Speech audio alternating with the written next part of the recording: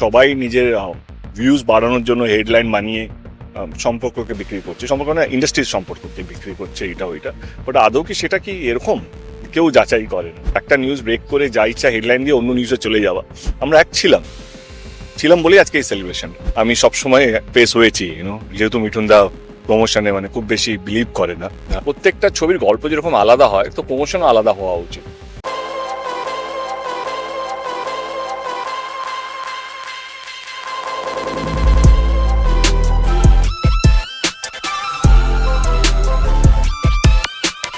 Cinema হলে সগৌরবে চলছে প্রজাপতি 2 আর সম্প্রতি 50 দিন পার করলো এই অসাধারণ সিনেমাটি।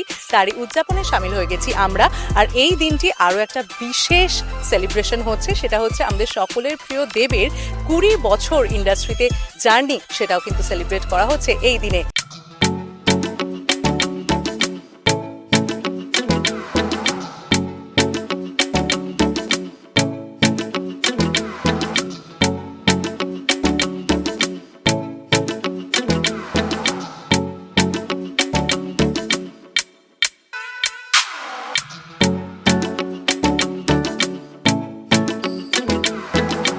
যে কোনো ছবি সাকসেস বা 50তম দিন যখনই সেলিব্রেট করা হয়, তা আমার মনে হয় প্রথমে যাদের ক্রেডিট দেওয়া উচিত সেটা হচ্ছে প্রথমে দর্শক। কারণ তারা যদি সিনেমা হলে ছবি না দেখতো তাহলে এতদিন আমরা সেলিব্রেট করতে পারতাম না। সেকেন্ড হচ্ছে একটা বিশাল বড় টিম যারা ছবিটাকে ধরে রেখেছে, যে এটা ছবিটা বানানোর জন্য তাদের সহযোগিতা, তাদের অবদান, তাদের কন্ট্রিবিউশন, মানে এইটা তাদের সাকসেস। অ্যাজ এন অ্যাক্টর আমরা 2-3 দিনে যেভাবে বক্স অফিস রেজাল্ট দিয়েছে, আমি সবসময় ফেস হয়েছি যেহেতু মিঠুন দা প্রমোশনে খুব বেশি বিলিভ করে না। তিনি সুপারস্টিশিয়াস প্রিমিয়ারে বা কোনো রকম আসেন না, সেটা তার ব্যক্তিগত ব্যাপার। কিন্তু আমি সবসময় ফেস হয়েছি যখনই কোনো ভালো বা কোনো কিছু হয়, তো প্রত্যেকটা ছবির গল্প যেরকম আলাদা হয়, তো প্রমোশনও আলাদা হওয়া উচিত।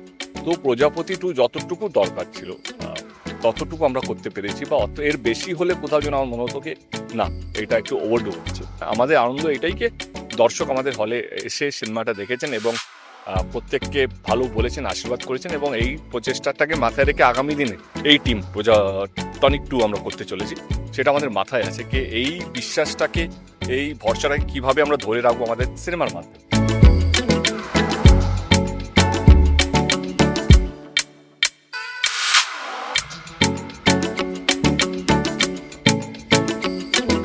আমরা তো সবসময় একসঙ্গেই ছিলাম।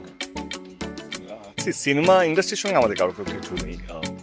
এবারে কি হয় না, এখন সোশ্যাল মিডিয়ার যুগ সবারই হাতে, সবাই এখন কি বলবো রিপোর্টার হয়ে গেছে। সবাই নিজের ভিউজ বাড়ানোর জন্য হেডলাইন বানিয়ে সম্পর্ককে বিক্রি করছে, সম্পর্ক না ইন্ডাস্ট্রির সম্পর্ককে বিক্রি করছে, এটা ওইটা। বাট আদৌ কি সেটা কি এরকম? কেউ যাচাই করে না। এবং মিডিয়ামটা এতটাই ফাস্ট, একটা নিউজ ব্রেক করে যা ইচ্ছা হেডলাইন দিয়ে অন্য নিউজে চলে যাওয়া, রিপোর্টারদের পক্ষেও সম্ভব নাকি সেটাকে রেকটিফাই করা বা কারেক্ট করা।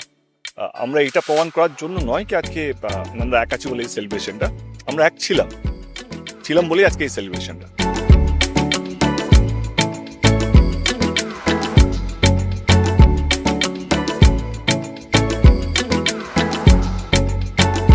It's a very good time. আমার মনে হয় এটা খুব ভালো সময়। সব মিলিয়ে এখানে দেব নতুন ছবি আরম্ভ করছে কাল পরশু, যা খবর পেয়েছি, তার সঙ্গে এরকম একটা প্রজাপতি সেলিব্রেশন। সো আমার মনে হয় যে this is a very good time, এবং আমাদের এই সময়টা সবাইকে ওই ছাপ্পিতে থাকতে হবে। We all should be like tight হাগ।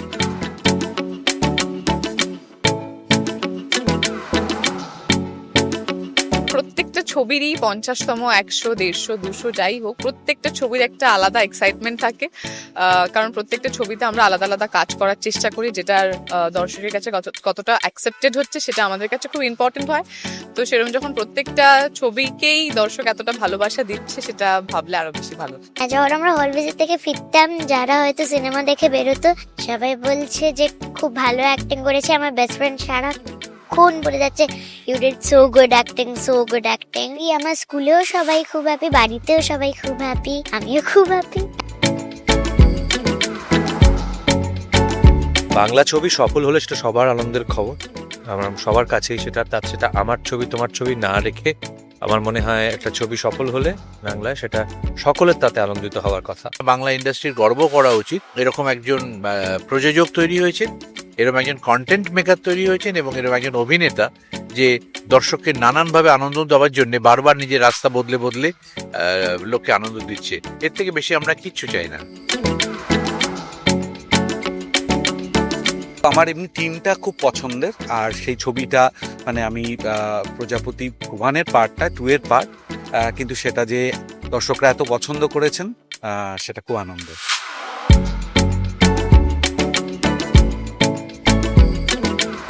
ভীষণ খুশি। অভিজিৎদার ছবিতে আমার প্রথম কাজ, তো আমি প্রথম দিন থেকে ভীষণ এক্সাইটেড ছিলাম। আমার গানটা একটু পরে রিলিজ করেছে, আমি একটু দুঃখ পেয়েছিলাম, কিন্তু তারপরে যখন দেখছি it is working so good, এত ভালো মানুষের ভালোবাসা পাচ্ছি।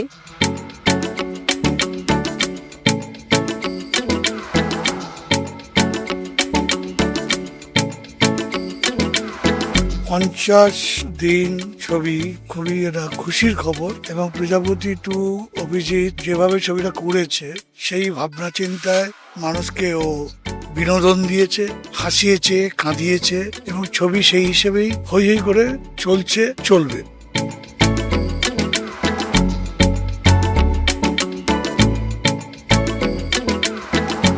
খুবই ভালো লাগছে, এবং কম্পিটিশন নয়, এটা ভালো লাগছে যে ভালো সিনেমা, ভালো বাংলা সিনেমা হলে যে মানুষজন সিনেমা দেখতে আসে। প্রজাপতি 2 বা আমাদের আগের ছবিগুলো তার উদাহরণ, এবং এর জন্য সবসময় প্রণাম জানাই আমাদের মন থেকে সকল মানুষকে যারা সিনেমা হলে এসে ছবি দেখেছেন এবং আমাদের আশীর্বাদ করেছেন, কারণ এই যে তারা ছবি দেখেছে ফলে ছবি চলছে টানা থিয়েটারে। টনিক 2 ডেফিনেটলি কাকা ভাইপোর যে সম্পর্ক সেটাই তো ছবির মুখ্য বিষয়। এবার সেই সম্পর্কটা কেমনভাবে বিকশিত হয় সেটাই আমরা এখন গল্প সাজাচ্ছি। এরপরে তার সাথে চিত্রনাট্য শুরু হয়ে গেছে, যাতে সাধারণ মানুষ টনিক প্রতিটা সিপে যাতে এনজয় করতে পারে, ঠিক তেমনভাবে আমরা প্রস্তুত করছি।